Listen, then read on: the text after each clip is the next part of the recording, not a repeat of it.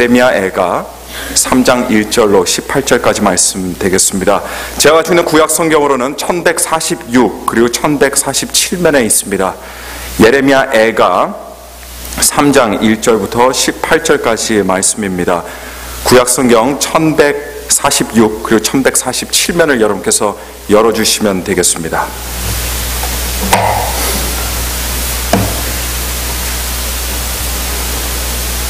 자, 다 찾으신 줄 믿고 제가 여러분들을 위해서 봉독해 드리겠습니다. 예레미야 애가 3장 1절부터 18절까지 말씀입니다. 여호와의 노하신 매로 인하여 고난당하는 자는 내로다. 나를 이끌어 흑암에 행하고 광명에 행치 않게 하셨으며 종일토록 손을 돌이켜 자주자주 나를 치시도다. 나의 살과 가죽을 쇠하게 하시며 나의 뼈를 꺾으셨고 담즙과 수고를 쌓아 나를 애우셨으며 나로 흑암에 거하게 하시기를 죽은 지 오랜 자 같게 하셨도다.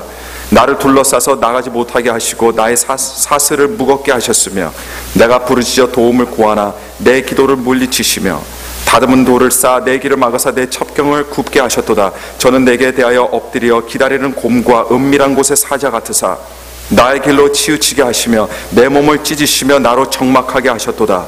활을 당기고 나로 관역을 삼으시며 전동의 살로 내 허리를 맞추셨도다. 나는 내 모든 백성에게 조롱거리 곧 종일토록 그들의 노랫거리가 되었도다. 나를 쓴 것으로 배불리시고 쑥으로 취하게 하셨으며 조약돌로 내 이를 꺾으시고 재로 나를 덮으셨도다.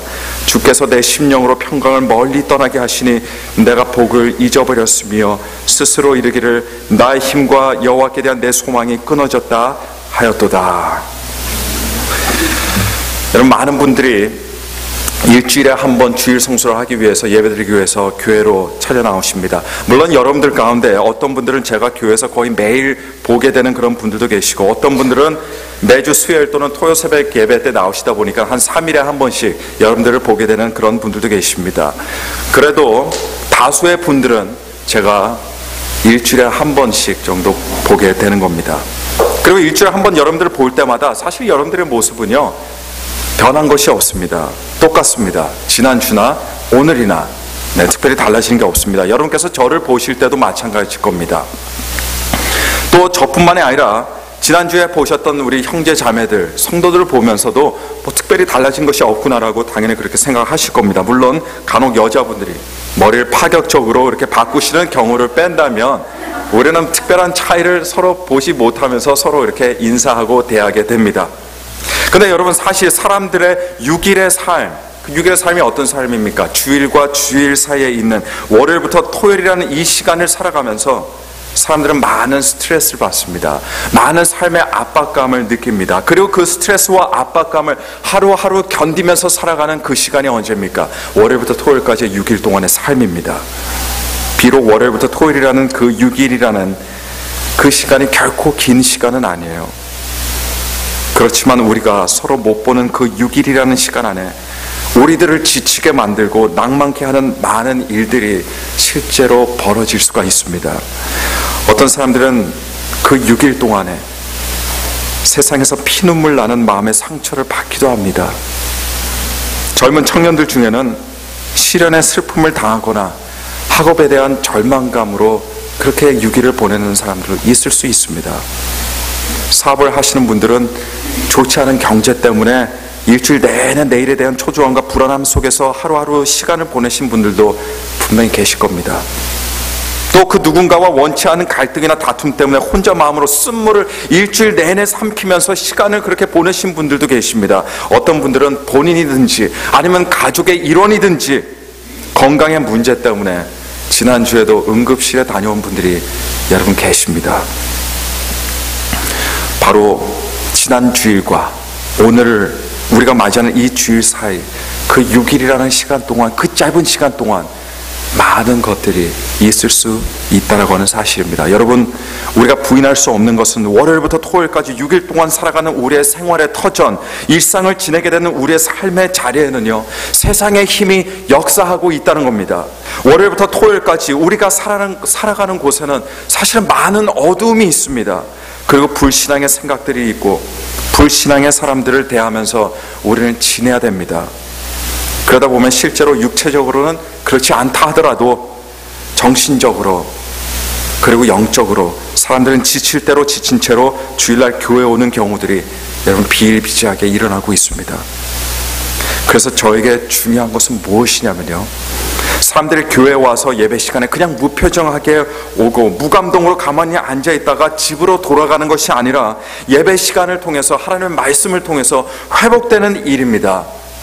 예배를 통해 하나님의 살아계심을 만끽하고 그리고 하나님께서 함께 해주심을 재확인하면서 우리가 드리는 이 예배가 축제의 예배가 되도록 하는 것이 여러분 저에게는 중요한 겁니다.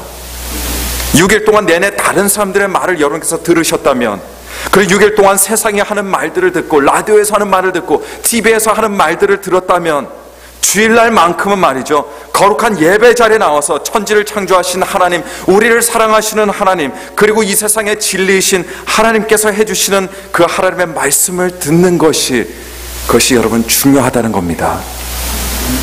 6일 동안 우리의 일상의 자리에서 이리 치이고 저리 치이는 그런 치열한 시간을 보냈다 하더라도 주일날 교회에 와서는 6일 동안 제대로 한번 열 수 없었던 그 닫혀져 있던 마음을 열고 예수 그리스도께서 우리를 위해서 어떤 놀라운 일을 행하셨는지 다시 뒤돌아보면서 이 감격에 감사의 눈물을 흘릴 수 있는 곳, 그래서 지쳤던 가슴이 새로운 힘을 얻는 곳이 바로 우리 주일 예배가 드려지는 이곳이 되고, 그리고 이 시간이 되어야 할 줄로 여러분 믿습니다.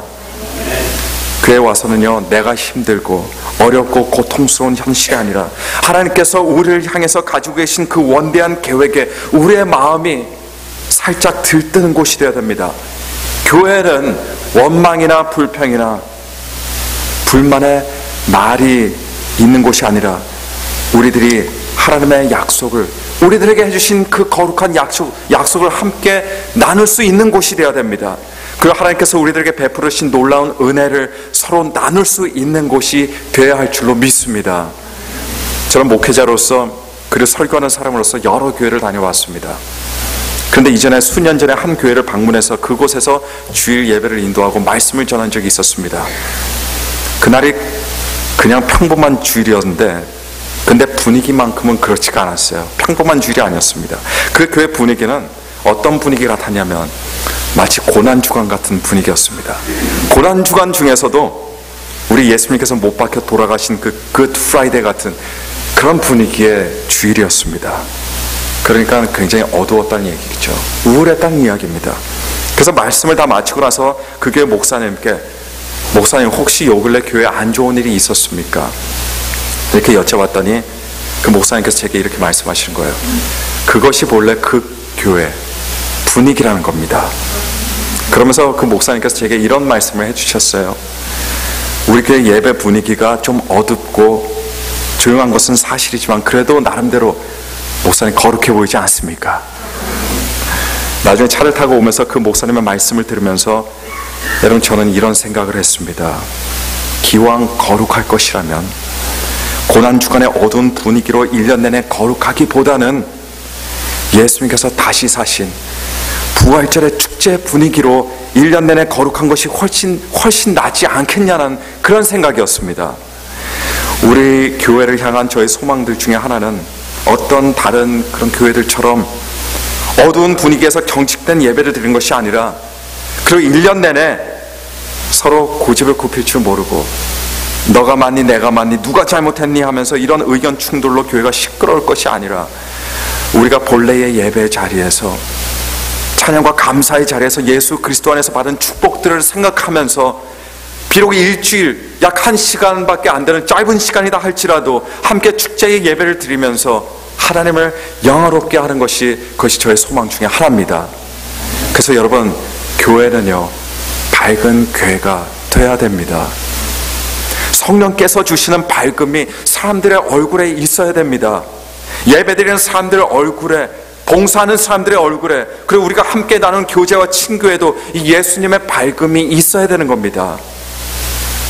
우리 각자의 삶에 비록 어려움들이 당연히 있겠죠.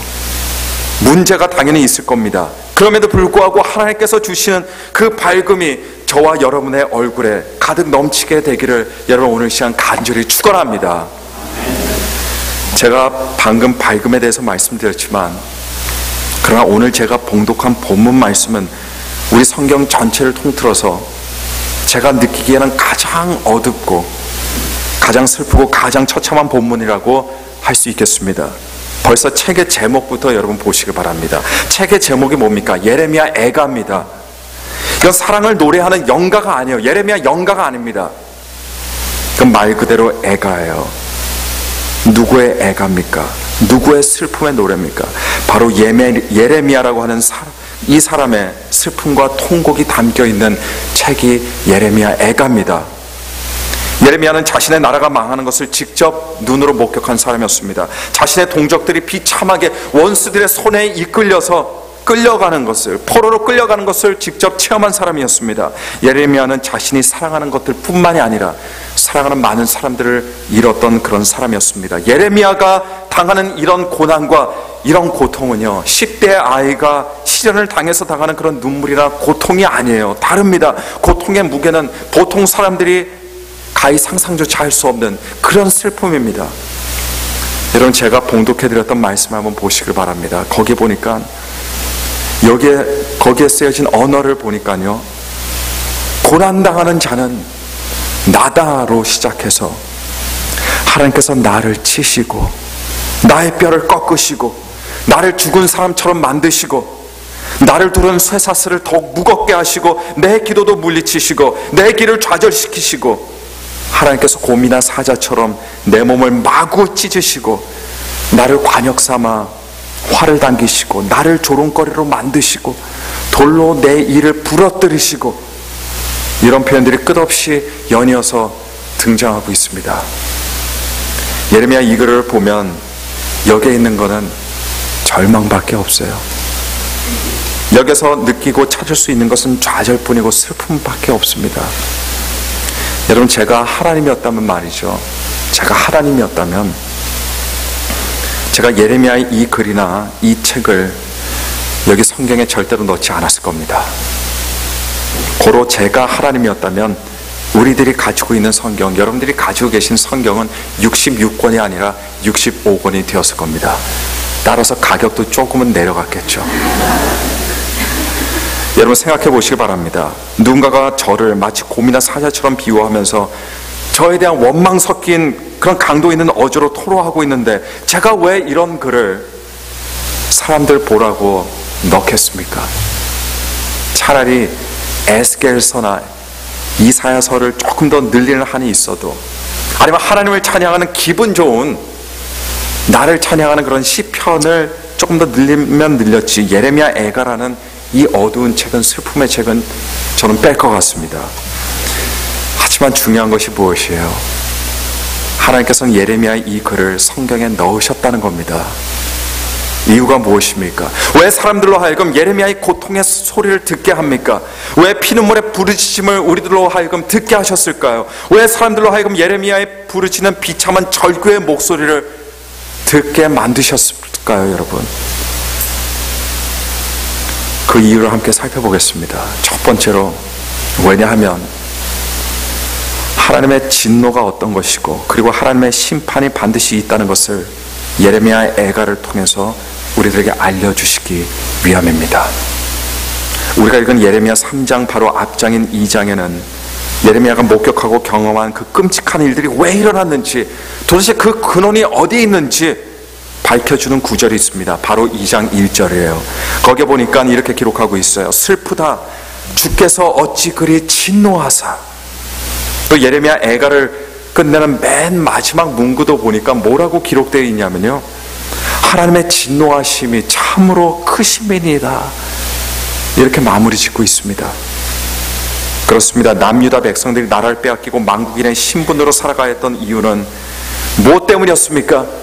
하나님의 진노하심 때문이었습니다.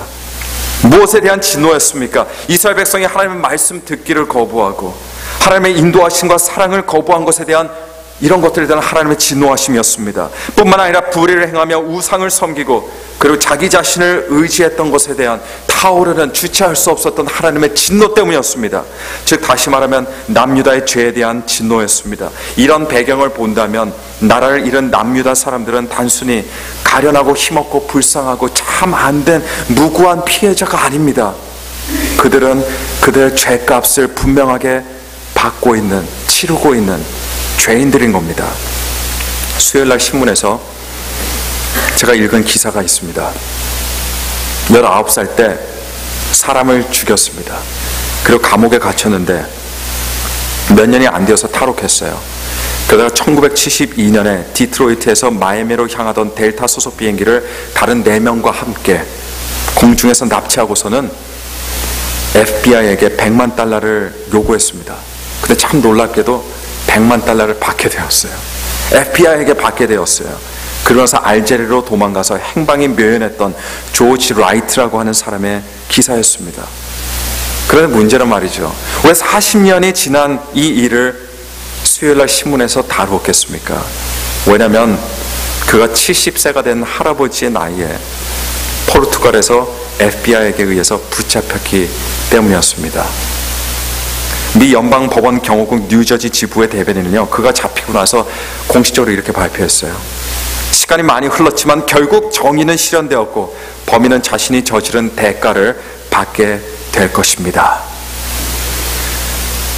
마찬가지로 남유다 사람들은 수많은 하나님의 지적과 경고에도 불구하고 그들이 가던 불신앙과 불순종의 길을 절대로 돌이키지 않았습니다. 그런데 조지 라이트처럼 그들은 자신들의 죄와 불의의 선택에 대한 대가를 받게 될 것이라는 이 생각을 꿈에도 꾸지 못했어요. 이것이 그들의 최대의 실수였습니다. 그리고 최대의 착각이었습니다. 오늘 본문 말씀 보니까 예레미야 선지자는 이스라엘이 겪는 처참한 환난을 누구에게 돌리고 있습니까? 하나님께 돌리고 있습니다. 그들이 당하는 참혹한 고난이 바로 하나님께로부터 온 것이라는 것을 그렇게 밝히고 있어요. 맞습니다. 틀린 말이 아닙니다. 하지만 예레미야 이런 슬픔과 고통으로 가득 찬 이 애가는 하나님을 원망하기 위함이 아닙니다. 예레미야 애가 전체를 읽어보면 오히려 죄의 대가를 받는 남유다 사람들을 예레미야 선지자는 원망하고 또 원망하고 있다는 것을 우리는 볼 수가 있습니다. 예레미야의 슬픈 애가를 통해서 우리가 다시 한번 확인할 수 있는 진리가 무엇일까요? 죄와 불의에 대한 하나님의 진노하심과 공의로우신 심판이 반드시 있다는 사실입니다. 하나님의 공의로운 심판이 있기 때문에, 공의가 있기 때문에 우리가 억울한 일을 당해도 억울해할 필요가 없습니다. 왜냐하면 누군가가 그 대가를 치르게 되기 때문입니다. 예레미야의 예가에 표현되는 이 슬픔과 절망과 좌절의 생생함이 바로 하나님의 진노와 심판의 생생함을 우리들에게 여실히 보여주고 있습니다. 좀 아까 예화로 말씀드렸던 살인자이자 비행기를 공중 납치했던 조지 라이트는 10대와 20대에 저질렀던 자신의 범행에 대한 대가를 그의 나이 70이 돼서야 받게 되었습니다. 물론 어떤 사람들은 운이 굉장히 좋아서 자신이 지은 범죄에 대한 사회 심판을 모면하고 피할 수도 있겠죠. 그것이 인간 사회가 아니겠습니까? 하지만 여러분, 하나님은 다릅니다. 왜냐하면 누구도 하나님으로부터 도망갈 수 없기 때문입니다. 죽음 이후에라도 하나님 앞에 설 때에 어떤 사람들은 하나님을 향한 기쁨의 연가를 부르게 되겠지만, 그러나 어떤 사람은 예레미야의 애가보다 더 슬픈 자신에 대한 애가를 부르게 될 날이 올 것이라는 것을 여러분은 꼭 아시기를 바랍니다. 두 번째로 예레미야의 슬픈 애가가 우리들에게 보여주는 것은, 여러분, 죄와 상관없이도 우리는 심한 자괴감을 느끼고 우울함을 경험할 수 있다는 것을 보여주고 있습니다. 예레미야 애가는 누가 노래한 것입니까? 예레미야 선지자가 노래한 노래예요. 하지만 예레미야가 무슨 잘못이 있습니까? 예레미야가 무슨 엄청난 죄를 저질렀다고 창자가 끊어지고 간이 땅에 쏟아지는 듯한 고통을 당하고 있습니까, 여러분? 예레미야는 신실히 하나님의 말씀을 전하던 하나님의 사람이었습니다. 당시 타락한 세상의 죽음의 위협 속에서도, 겁박 속에서도 용감하게 하나님의 말씀을 선포했던 하나님의 선지자가 예레미야였습니다. 하지만 예레미야의 애가를 읽어보면 예레미야 선지자는 이거는 영락없이 우울증 환자입니다. 하나님께서 나를 치시고 나의 뼈를 꺾으시고 죽은 사람처럼 나를 만드시고 나를 두른 쇠사슬을 더욱더 무겁게 하시고 내 기도도 물리치시고 내 길을 좌절시키시고 하나님께서 고민의 사자처럼 내 몸을 마구마구 찢으시고 나를 관역 삼아서 활을 쏘으시고 나를 조롱거리로 만드시고 돌로 내 이를 부러뜨리시고. 이런 표현들이 예레미야 애가를 시작하는 시작부터 마치는 끝까지 일관적으로 등장하고 있는데요, 이 글을 읽으면서 연상되는 저자는 과연 어떤 사람이겠습니까? 기쁘고 행복한 사람이 연상이 됩니까? 우리가 연상할 수 있는 사람은 오직 심각한 깊은 우울증에 빠져있는 그런 사람뿐입니다. 그렇습니다. 예레미야는 굉장히 깊은 절망과 좌절 속에 심하게 우울해하고 있습니다. 많은 경우들에 있어서 죄가 우리로 하여금 우울하게 만든 것은 분명한 사실입니다. 하지만 사람은요, 죄가 없이도 고통스러울 수가 있습니다. 죄가 없이도 우울증에 빠져버릴 수가 있다는 겁니다. 잘못한 것이 없어도 심한 자괴감 속에 사람은 얼마든지 빠질 수가 있습니다. 예레미야를 다시 한번 보시기 바랍니다. 예레미야는 성경의 인물들 가운데서도 정말 멋진 하나님의 부르심을 받았던 그런 선지자였어요. 예레미야 1장 5절과 7절, 8절 그리고 10절 말씀을 보시게 되면요, 하나님께서 예레미야 선지자에게 뭐라고 말씀하시면서 그를 부르셨습니까? 내가 너를 복중에 짓기 전에 너를 이미 알았다. 내가 태에서 나오기 전에 너를 구별하였고 너를 열방의 선지자로 세웠노라. 내가 너를 누구에게 보내든지 너는 가며 내가 내게 무엇을 명하든지 너는 말할지니라. 너는 그들 인하여 두려워 말라. 내가 너와 함께하여 너를 구원하리라. 보라, 내가 오늘날 너를 열방 만국 위에 세우고 너를 뽑으며 파괴하며 파멸하며 넘어뜨리며 건설하며 심게 하였느니라. 제가 성경에 하나님의 부르심을 받은 그런 많은 사람들을 보지만요, 이렇게 멋있고 이렇게 영광스러운 소명을 받은 사람은 제가 보지를 못했습니다. 이런 하나님의 말씀이, 이런 부르심이 얼마나 예레미야로 하여금 마음을 설레게 했겠습니까? 그가 하나님의 이런 놀라운 부르심을 받았을 때 그의 심장이 얼마나 기쁨과 감격으로 고동쳤겠습니까? 하지만 예레미야 애가가 우리들에게 보여주고 있는 것은요, 아무리 높은 소명을 받았다 하더라도, 아무리 멋있는 부르심을 받은 사람이다 하더라도 굉장히 낮고 낮은 곳에서 많은 슬픔을 겪고 고통을 당하고 심지어 깊은 우울증에도 빠질 수 있다라는 그런 사실입니다. 여러분들 가운데 하나님의 사랑을 확신하는 분들이 계시고 높은 소명을 받으신 분들이 계시다면, 그렇다고 슬픔 없이 고난 없이 그리고 우울증을 한 번도 경험하지 않을 것이라고 이렇게 생각하지 마시길 바랍니다. 왜냐하면 얼마든지 그런 것들을 겪을 수 있기 때문이에요. 반면에 내가 지금 다운이 되어 있고 내가 지금 우울하고 생기가 없고 하나님이 도대체 눈에 안 보이고 힘들어하고 있다고 해서 여러분이 하나님의 부르심이 없고 하나님의 고귀한 사명을 감당하지 못할 것이라는, 여러분 이런 생각도 하지 마시길 바랍니다. 저도 사실 간혹 기도하거나 하나님께 부르짖을 때 하나님께서 내 기도를 듣지 않으시는 것은 아닌가 할 정도의 이런 느낌을 들 때가 있습니다. 내가 하나님을 찾을 때 과연 하나님께서 내 기도를 들어주실까? 내 이 부르짖음을 들으실까? 이런 의심이 내 마음속에, 제 마음속에 찾아올 때도 분명히 있습니다. 저도 어쩔 땐 말이죠, 하나님께서 나를 혼자 버려두신 것 같은 그런 생각이 들 때가 있어요. 심지어 하나님, 제가 무슨 동네 북입니까? 이런 고백을 하나님 앞에 드린 적도 있습니다. 여러분, 혹시 여기에서 저만 그런 생각과 저만 그런 느낌을 가진 사람입니까? 여러분들은 그런 생각이나 그런 느낌, 기도하면서 그런 생각 해보신 적이 없으십니까? 그런데 예레미야와 같은 선지자도 제가 느꼈던 것들, 또 여러분께서 느끼는 그 똑같은 것들을 느끼고 있다는 것을 여러분, 우리는 성경을 통해서, 오늘 본문 말씀을 통해서 알 수가 있습니다. 그렇습니다. 하나님의 자녀임에도 불구하고 특별히 내가 잘못한 것이 없다 하더라도, 물론 많은 경우에 있어서 우리의 잘못 때문에 여러분 우리 삶이 불행해지고 우울해지는 것은 사실입니다. 그러나 잘못한 것이 없어도 우리는 어떤 순간에 충분히 우울해질 수가 있어요. 아무리 훌륭한 그리스도인이라 하더라도 우울해서 가슴이 메어질 것 같은 그런 슬픔을 느낄 수가 있습니다. 하지만 이것을 기억하시길 바랍니다. 내가 죄를 지었기 때문에, 내가 못났기 때문에, 내가 별 볼 일 없는 사람이기 때문에, 하나님께서 내게 은혜를 베푸시지 않으시기 때문에, 하나님께서 나를 잊어버리시고 나를 버리셨기 때문에 내가 우울한 것이라고 그렇게 생각하지는 마시기를 오늘 시간 바랍니다.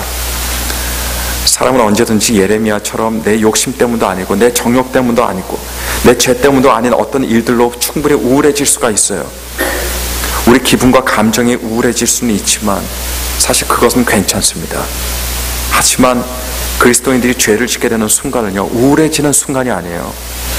그 순간에, 내가 우울해지는 순간에 하나님의 위대하심과 하나님의 선하심과 하나님께서 나에게 베푸신 그 은혜, 나에게 허락하신 그 약속을 잊어버리는 순간, 여러분, 그 순간 바로 우리는 죄를 짓게 되는 겁니다.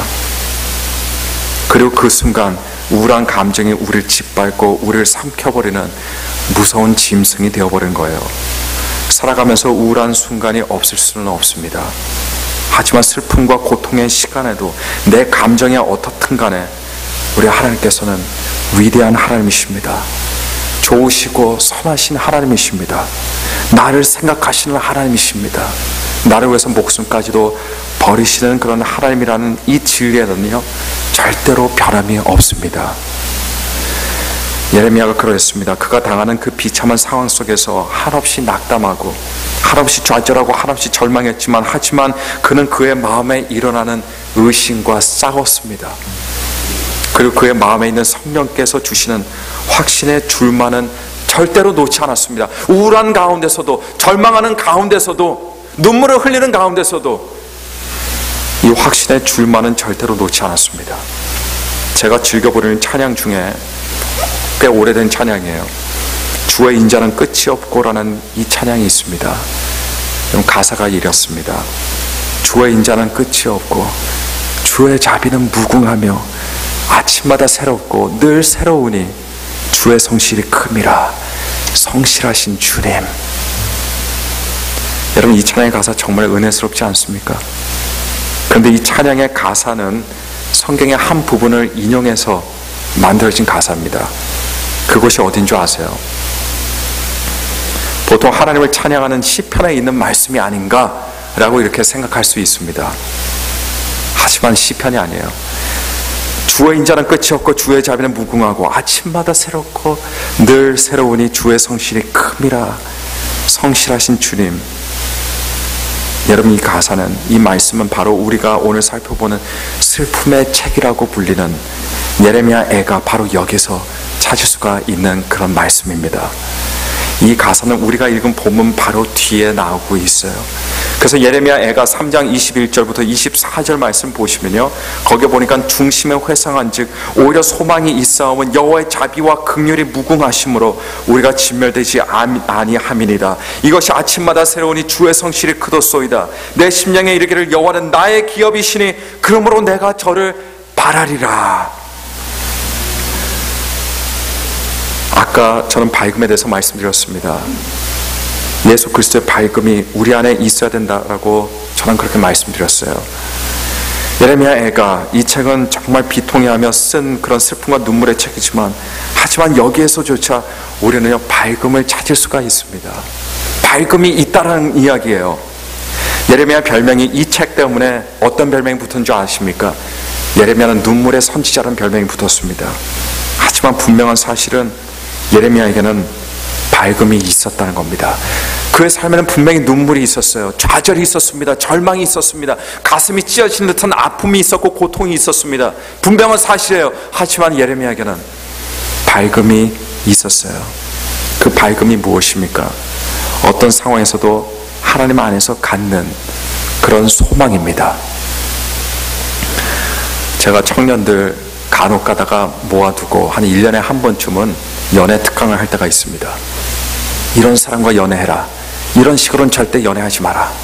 그렇게 특강을 합니다. 근데 그 가운데서도 배우자를 고를 때 굉장히 좋은 미래 남편감과 또 미래 신부감을 고를 때 제가 반드시 보라고 하는 것이 한 가지가 있어요. 그게 뭐냐면, 제가 개인적으로 굉장히 중요하게 생각하는 겁니다. 믿음은 당연한 거예요. 이건 당연한 거지만 바로 두 번째가 뭐냐, 그 사람에게 밝음이 있냐라는 걸 저는 보라고 합니다. 상대방이 밝음이 있는 것이 얼마나 그것이 큰 선물이고 큰 장점인지 모릅니다. 그래서 좋은 남자를 고를 때는 멋있는 게 보이는 그런 사람뿐만 아니라, 어디서 여러분 제임스 딘 사진을 보면 담배 피면서 굉장히 멋있는 사진들이 있어요. 그런 멋있는 거에 현혹되지 마시고, 멋있는 것이 아니라 밝음이 있는 남자, 뭔가 주변 사람들을 밝게 만들 수 있는 사람, 어려운 가운데서도 밝은 생각을 할 수 있는 사람, 내가 잘못했어도 밝음으로 나를 껴안아줄 수 있는 사람, 그런 사람을 선택하라고 저는 그렇게 이야기합니다. 물론 형제들도 마찬가지예요. 자매들 가운데 집에, 여러분 회사 끝나고 일 끝나고 집에 갈 때마다 아내가 항상 디프레스돼 있습니다. 항상 우울증에 있습니다. 이러면 어떤 남편이 마음 가볍게 하루의 그 어려움을 여러분 극복하고 다시 내일을 살아갈 수 있는 건 힘을 얻을 수 있겠습니까? 밝음이라는 건 굉장히 중요해요. 근데 제가 연애 특강하면서 이 말을 하는 정말 중요한 이유는 단지 그런 사람을 만나라고 하는 이야기보다도 더 중요한 제 취지가 있습니다. 그 취지는 뭐냐면, 바로 제 말을 듣는 그 사람들이 그런 밝음이 있는 사람이 되라고 하는 그런 말입니다. 나로 인해서 누군가 밝아지고, 여러분 사람 삶에는 눈물이라는 게 반드시 있어요. 고통이라는 게 있어요. 어려움이라는 게 반드시 있기 나름입니다. 그 가운데서 정말 중요한 것은 우리 안에 밝음이 있냐라는 거예요. 여러분, 하나님 안에서 갖는 소망을 갖기를 바랍니다. 아무리 불가능해 보이고, 이거는 아무리 앞길이 캄캄하다 하더라도, 눈에 안 보인다 하더라도, 여러분들 마음속에, 가슴속에 예수 그리스도의 밝음이 있기를 간절히 축원합니다. 사랑하는 여러분, 그리스도인도, 그리고 죄를 짓지 않고도 우리는 우울할 수 있어요. 다운될 수 있습니다. 어떤 불행한 일로 인해서 가슴이 찢어지는 듯한 슬픔을 경험할 수 있고, 절망과 좌절 속에 예레미야 선지자처럼 울 수도 있습니다. 눈물을 흘릴 수 있어요. 그러나 그럼에도 불구하고, 그러나 그리스도인들은 어떤 사람들입니까? 정말 복된 그리스도인은 예레미야 선지자처럼 나에게 소망이 있다라고 확신하고 그렇게 말할 수 있는 그런 사람이라는 것을 믿으시길 바랍니다. 그 영혼에 예수 그리스도의 밝음이 있는 사람입니다. 그리고 이것이 믿음이에요. 이것이 믿음이에요. 하나님의 자비와 긍휼하심에 대한 확신과 나를 향한 하나님의 성실함에 대한 확신, 이런 확신들 때문에 생겨나는 소망이야말로 이것이 믿음의 진면목입니다. 내 주변의 칠흑처럼 어두운 것이 중요한 것이 아니에요. 내 상황이 절망적인 것이 중요한 것이 아닙니다. 중요한 것은 무엇입니까? 내 안에 예수 그리스도로 말미암는 환한 소망의 밝음이 있냐라는 겁니다. 이것이 예레미야 선지자와 다른 사람들의 차이가 아니겠습니까? 요걸로 마음이 힘든 사람들이 있습니까? 아니면 지금은 괜찮다 하더라도 나중에는, 내일이나 다음 주에는 여러분 마음에 우울증이 찾아올 수 있어요. 그렇다면 예레미야 선지자처럼 온갖 슬픈 애가를 부르셔도 됩니다. 실컷 부르십시오. 마음이 풀릴 때까지 부르십시오. 그러나 마지막에는요, 나중에는 예레미야의 소망의 고백도 반드시 빠뜨리지 마시길 바랍니다. 상황과 환경의 어둠으로 하여금 여러분들을 정의하게 하지 마시고, 예수 그리스도 안에서 갖게 되는 밝음으로 하여금 여러분들을 정의하도록 하시길 바랍니다. 그래서 비록 슬프고 우울할 수는 있어도 그렇다고 슬픔의 사람이 되지 마십시오. 우울할 수는 있지만 우울증의 사람이 되지는 마십시오. 그런 사람이 되는 것이 아니라 예수 그리스도의 환히 비춰지는 빛이 있는 그런 사람, 환한 밝음의 사람, 소망의 사람이 되길 바랍니다.